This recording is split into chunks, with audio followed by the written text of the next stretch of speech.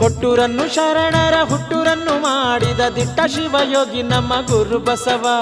ಕೆಟ್ಟೋರನೆಲ್ಲರ ಹುಟ್ಟು ಅಡಗಿಸಿದಂಥ ಗಟ್ಟಿಗನಯ್ಯ ನಮ್ಮ ಗುರು ಬಸವ.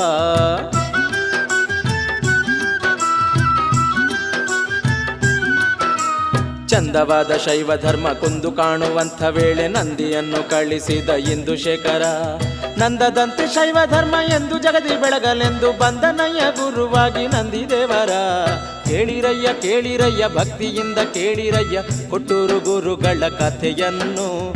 ಕೊಟ್ಟೂರು ಗುರು ಬಸವ ಶರಣು ಶರಣೆನ್ನುತ್ತಲಿ ಮಾಡಿರಿ ಗುರುಗಳ ಭಜನೆಯನು.